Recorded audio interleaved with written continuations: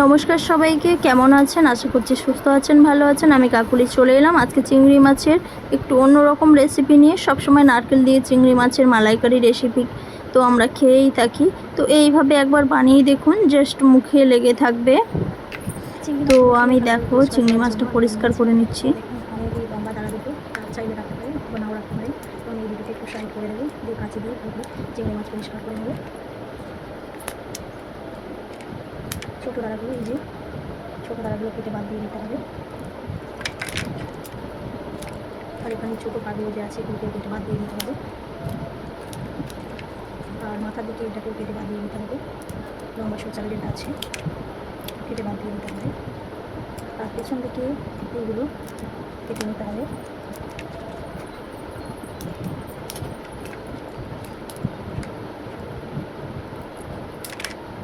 আর এখানে দেখো এখান থেকে এইটাকে ভালোভাবে কেটে নিতে হবে। নিয়ে এখানে নোংরাটা থাকে বের করে দিতে হবে। দেখো এখানে এই নোংরাটা থাকে, এখানে এইভাবে এটাকে টেনে পরিষ্কার করে দিতে হবে। নোংরাটা কেটে তুলে নিতে হবে। দেখো এখানে ফাঁকা হয়ে গেছে এরকম। তো ময়লাটা পরিষ্কার করে নিচ্ছি। আর পিঠের দিকে ঠিক এইভাবে কেটে নিতে হবে। নিয়ে দেখুন হচ্ছে কালো নোংরাটা কি, এটাকে হাত দিয়ে টেনে ভালোভাবে পরিষ্কার করে নিতে হবে। এই যে এটা ফেলে দিতে হবে। দেখুন চিংড়ি মাছটা বেছে নিয়েছি খুব সুন্দর করে।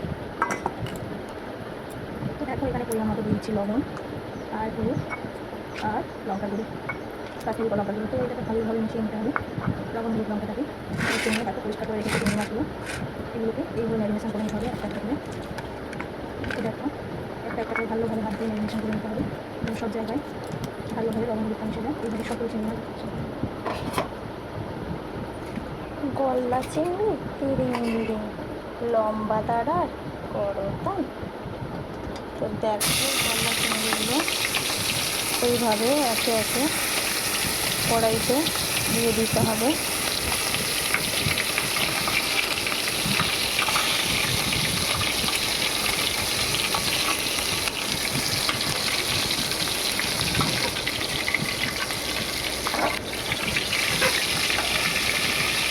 তো দেখো উল্টো পাল্টে দিতে হবে।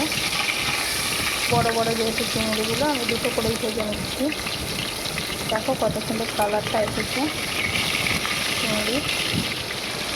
তো একে একে সব চিংড়িগুলো ফ্রাই করে নেব।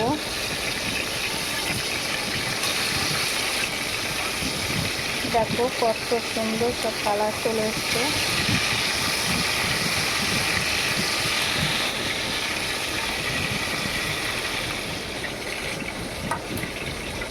তো দেখো এখানে মশলার জন্য আমি নিয়ে নিচ্ছি পেঁয়াজ কুচি, কাঁচা লঙ্কা কুচি, আদা রসুন।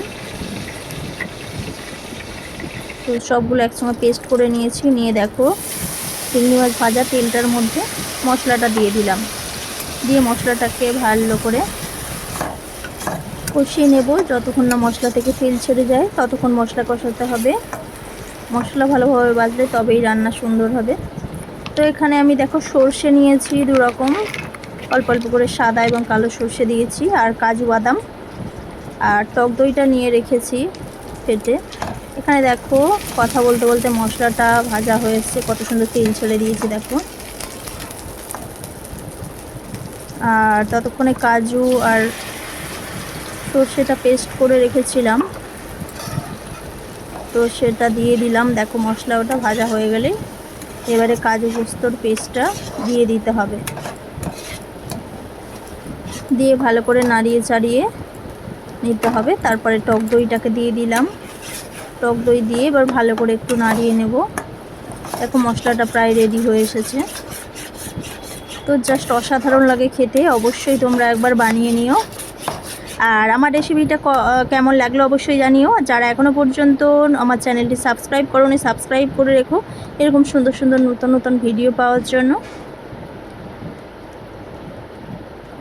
তো দেখো এখানে আমি পরিমাণ মতো লবণ দিয়ে দিলাম,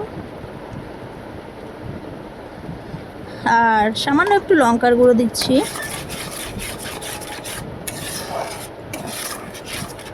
দিয়ে একটু নেড়ে চেড়ে নেব। মশলাটা প্রায় রেডি হয়ে গেছে। এবার আমি জল দিয়ে দিলাম, পরিমাণ মতো জল দিয়ে ভালো করে মশলাটা জলের মধ্যে মিশিয়ে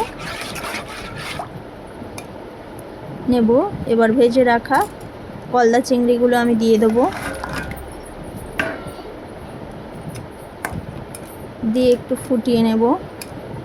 তো দেখো কত সুন্দর কালারটা এসেছে, রান্নাটা প্রায় হয়েছে। দেখো গ্রেভিটা একদম ঘন হয়ে গেছে, আর রান্নাটা দেখো কত সুন্দর হয়েছে, দেখেই বুঝতে পারছো কত ভালো হয়েছে রান্নাটা। তো এইভাবে অবশ্যই একবার আপনারা বানিয়ে নেবেন। আর যদি ভিডিওটি ভালো লেগে থাকে তাহলে সাবস্ক্রাইব করে রাখবেন নতুন নতুন ভিডিও পাওয়ার জন্য। তো দেখো রেডি, গরম মশলা আর ঘি দিয়ে নামিয়ে নেব। ধন্যবাদ সবাইকে এতক্ষণ ভিডিওটি দেখার জন্য।